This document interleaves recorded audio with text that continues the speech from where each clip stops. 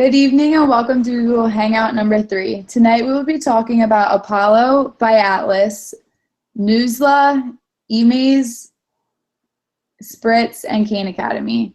I'll start by introducing you to Apollo by Active Learning.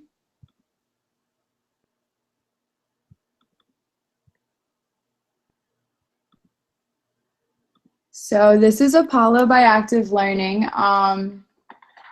It's an app, and it actually allows students to follow along on the iPad while the teacher has her screen displayed up on the smartboard.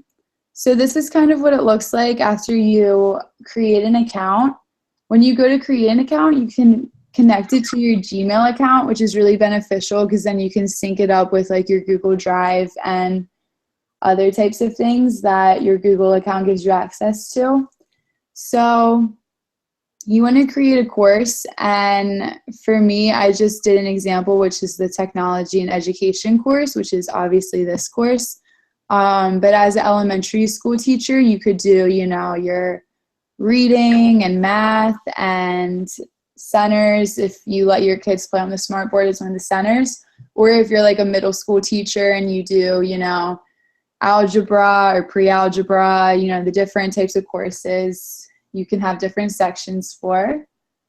You also have the option to add a cover photo to this. So you see mine's just just plain gray, but I could have like a computer here or something like that, which would be nice because it's easier to just click on the one which has the cover photo. So once I click on this, I can add lessons to it. And so this is really beneficial because you can keep track of all your lessons right here. It has, when I created it, what time. Then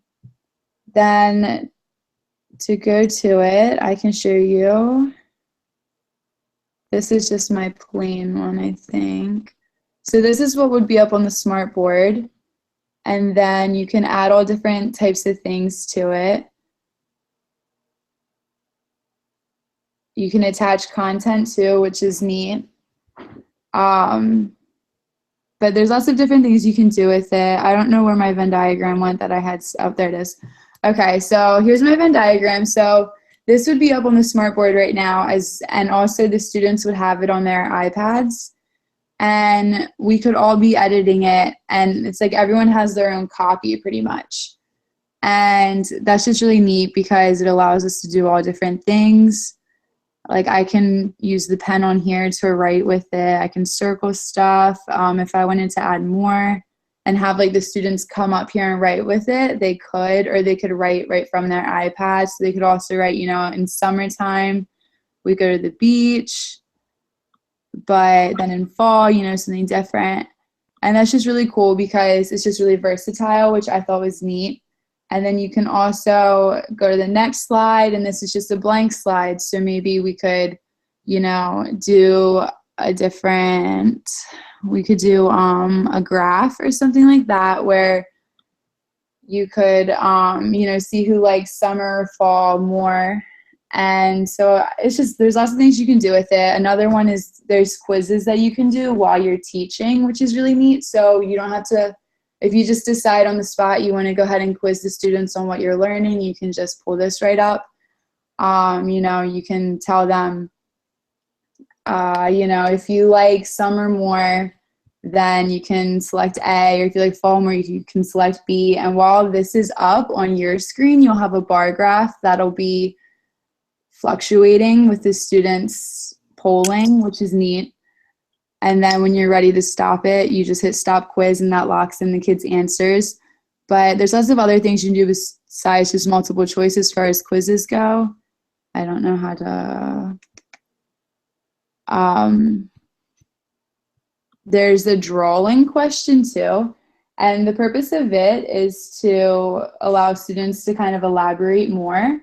And the thing that's really neat about that is that with a drawing question, every student has like their copy, and when they're done, it comes up as a thumbnail. So I can't show you really how that works because I would need you to take the quiz, and we can't do that. But it's really neat. So it'd be like you'd have 20 thumbnails, and actually right there on the spot, like from your device, you could pull up one of the kids' answers and put it up on the smartboard for everyone to see. So like if Diana did a really good job answering my question, I could put hers up on the board and say, you know, this is what I'm looking for. And I thought that was really neat. But there's lots of different things you can do with it. Attach all different sorts of content. Yeah, you can embed URLs, files, which is neat. So it's basically just kind of like a smartboard where like everything that happens on the smartboard will go to everyone's individual devices, and then you can manipulate that however you'd like. And then the other thing I really liked about it was there's a teaching button, and when you do that, you know, that's where you start. That's when your lesson or template will go onto the student's device. And that's really cool because then whatever they do to the copy you sent to their device, it doesn't affect your original one. So see, this right here is a template that I created. So while like the things I did to it stayed, if a student had edited this, it wouldn't have changed my copy. So I could use this year after year and it wouldn't be affected by what the students do to it, which I thought was really neat. In order to get the students to join, you just go over here to the students button, and you can either send them this link or they can use this code right here. If they already have an account on Apollo, then they don't have to create another one. They'll automatically be logged into your class once you give them this code or this link. If they don't have an account on here yet, they just have to create one, which is really simple. I was able to do it pretty quickly. Yeah, so it's pretty cool. I really like that, how you can just do a quiz, you know, on the spot, kind of. You don't have to plan for that. If you just think that the kids are doing really well with it and you want to make sure, you can just throw that quiz question right in there. And then I like how you can also stop the quiz whenever you want because it'll lock in their answers. So you kind of can quiz them time efficiently, in my opinion. Other than that, it's actually really simple. It's kind of hard for me to show you exactly how everything works because I'm not showing you on a smartboard and we're not on multiple devices, and that's the whole purpose of the tool. But I think you kind of get the idea that it would be really beneficial in a classroom, especially if you have a class set of iPads and the smartboard. It'd be a great way to integrate technology into the classroom. Personally, I think it'd be great for like language arts because you could look at different articles and the different, like, students could highlight whatever they found, you know, important or new information, and then you could throw a quiz question up there, and I just think that'd be really good in that subject. Okay, and then the next tool I'm going to show you is called, I think it's pronounced Newsla. And so this is a really cool tool. I actually was having a lot of fun looking at it. It's basically like an online library. It's just an online collection of text, and its purpose is to build reading comprehension through leveled articles, real-time assessments, and different insights. So it's actually pretty simple to use. The biggest problem I've ran into with researching it is that it requires you to have like a school email address. So I put in the school I'm doing my placement at, so it wanted me to have an email address from my placement, like at that school, which I don't have. So as it says right here, my registration's incomplete, and so I think that's hindering me from seeing some of the things I want to see. But I can't have an email address at that elementary school. So, but it's really cool. Like as you see right here, what it wants me to do is create my first class. And that seems really simple. I read the support stuff for this website, and you really just have to go on there and create a class. And the purpose of that is that it lets you manage your students, articles, and quizzes. So once you create your class, you can go through this library. And I mean, it has articles and anything you can imagine. And you can assign articles to your class, and then the class would have to go on here and read the article.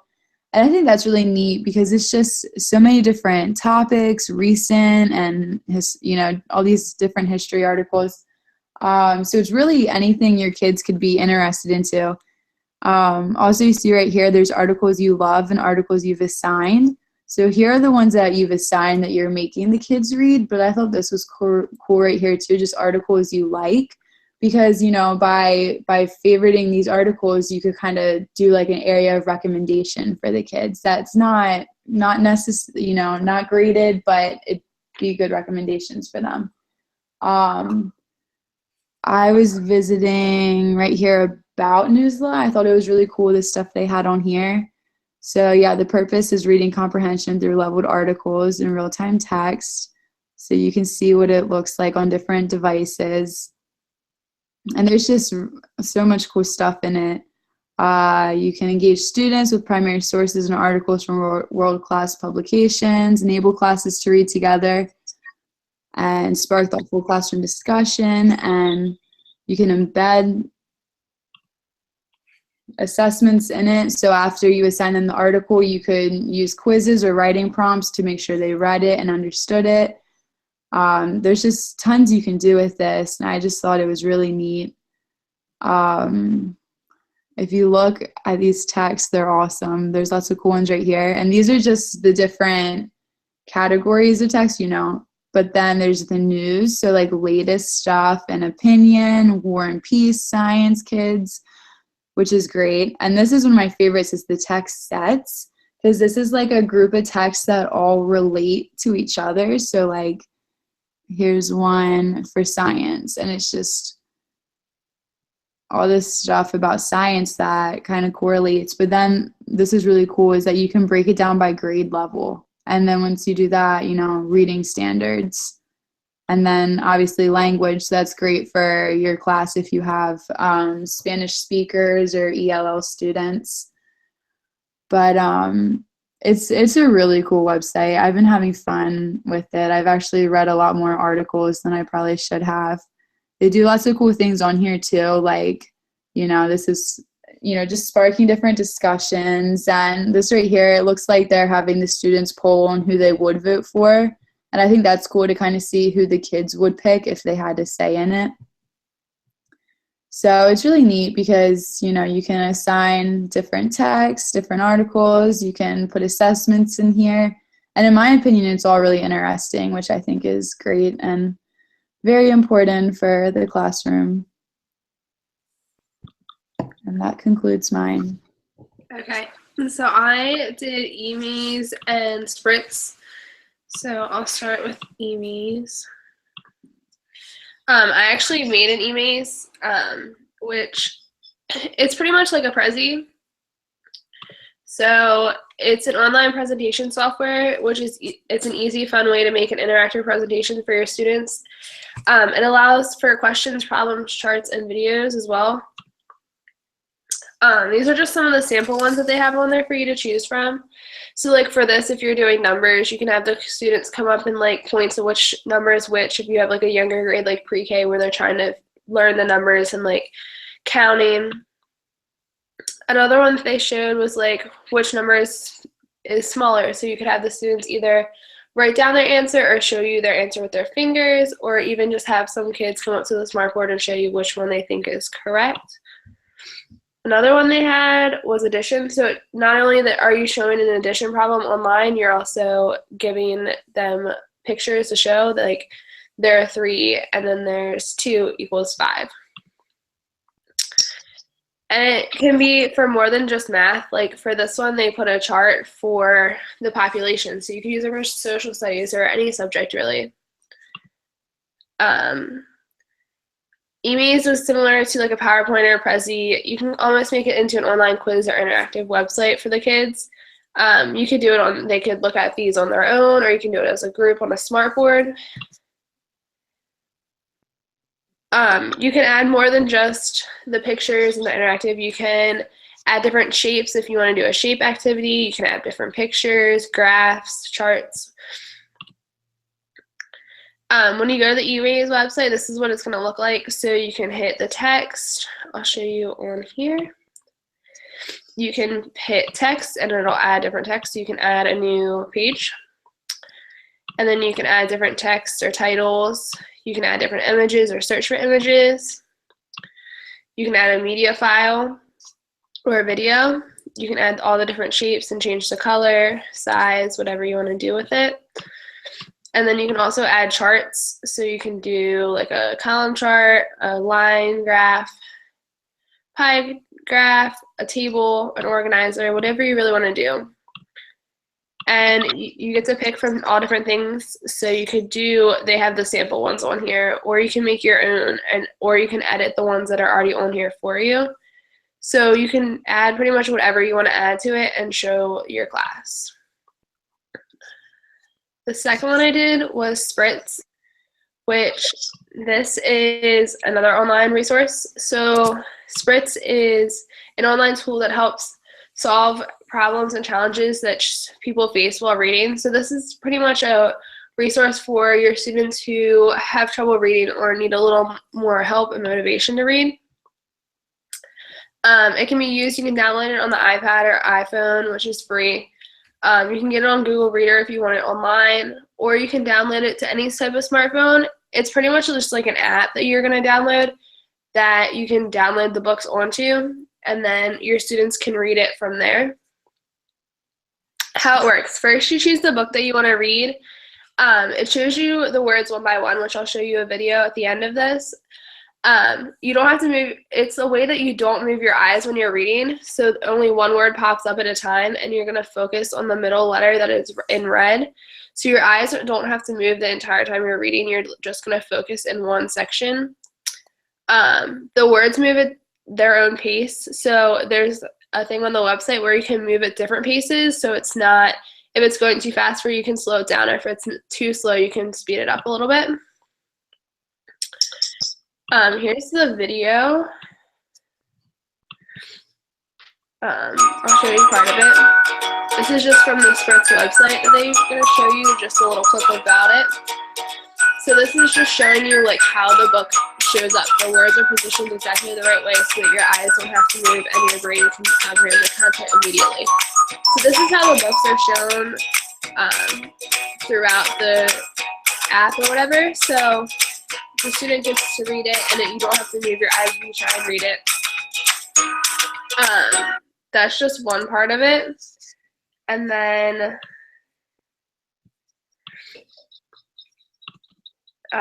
some problems that could occur is a child has a hard time focusing because the words are moving so quickly, or the book might not be accessible on the app or the website. So that could be a problem that you occur if your students, when I was researching it, it looked like there was more like of books for the older grades. So maybe not your younger students yet, but maybe once they move on to higher grades that they can use it. The words could go too fast or too slow, and they can't figure out how it's going to work. So this is the website. This just kind of shows you how to get used to it. You click to Spritz so it moves at different lengths. You can pause it, and it shows you like the red letters where they want you to focus. So that's going to make you read the best if you focus on that one letter. This shows you the different ways that the different speeds, so you can slow it down if it's going too fast for you. So you see it slows down a lot more. Or if you are a fast reader and it wants to go fast, this is probably not as fast. You probably don't want it this fast, but that'll show you how fast it goes. And then there's like different countries you can pick from if it's like a different language, and it'll help you with their fluency. There's just a lot of facts about it. Like, it's a new technology that you can use in your classroom. It's been tested that like it works well for K through 12 students, and it helps with their assignments, and it gets the students like aware of what's going on. And if they do have a trouble reading, this can help them to understand what they're reading, or actually like pay attention and help them read without having to move their eyes or focus on something else. You're just focusing on the word that's in front of you.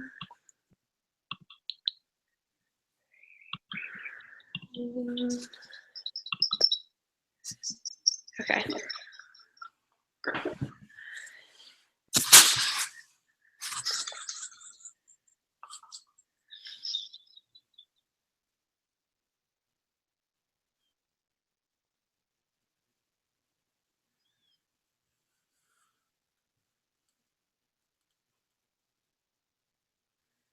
Can you hear her? No. Me either. Diana, we can't hear you.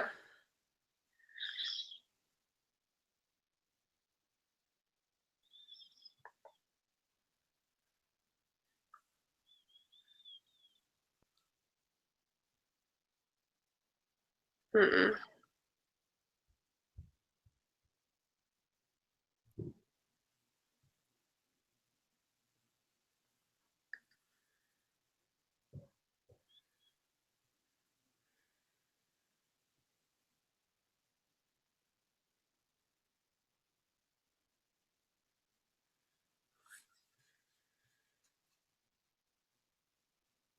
We still can't hear you.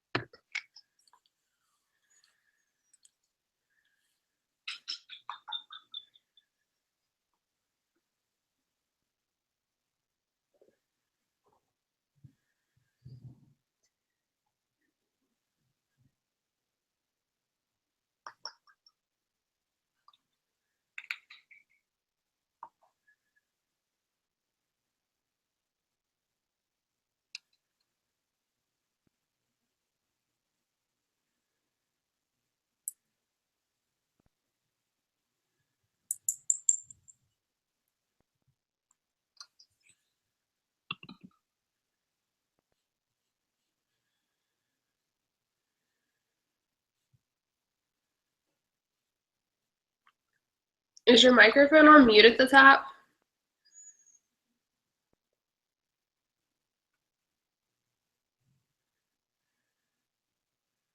Oh, it was.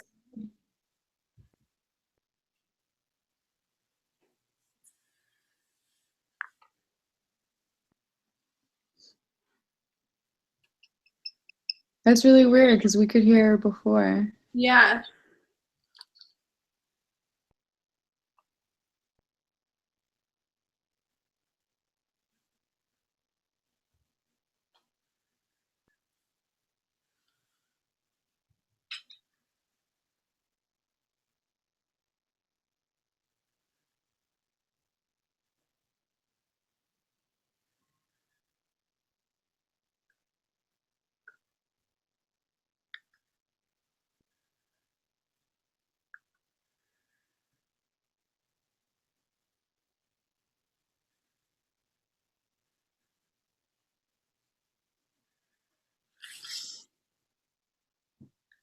Try without your headphones plugged in.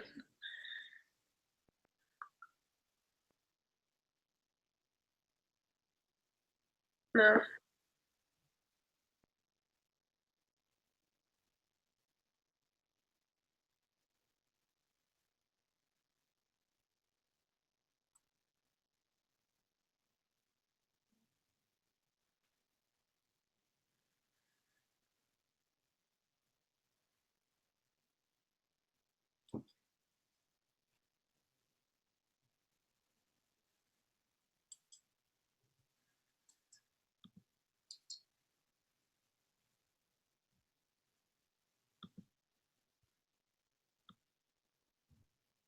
All right, try talking now. I just turned your volume up with the control room or whatever.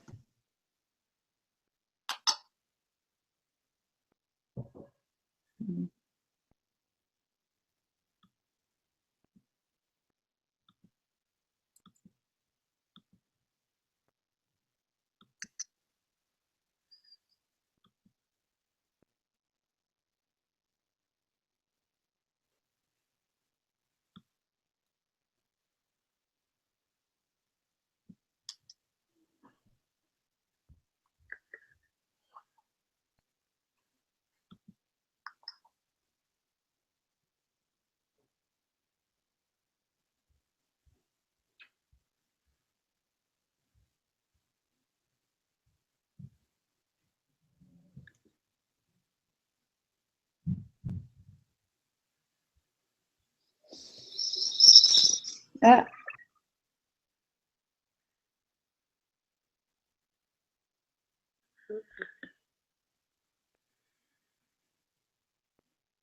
I thought I heard something for a second. I guess not.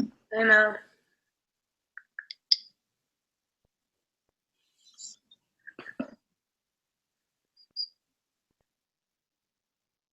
Just try and like screen share and see if it'll let you do it. See if it'll let you talk.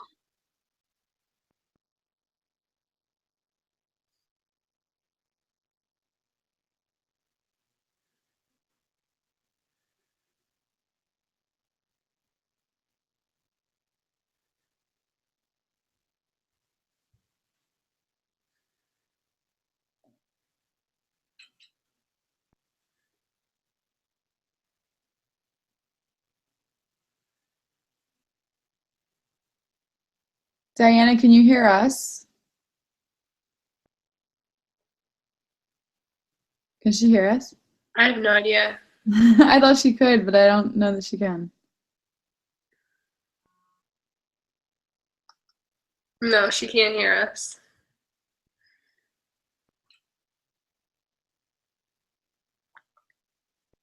I don't know what we should do here. I don't know.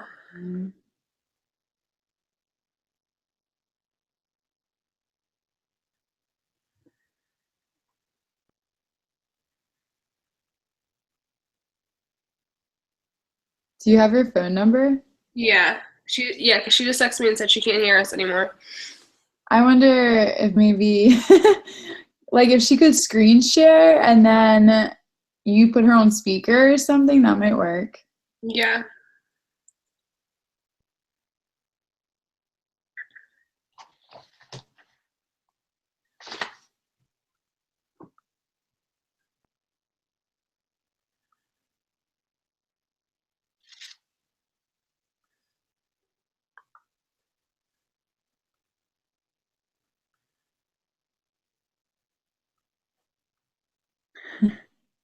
All right, I just told her that. We'll see.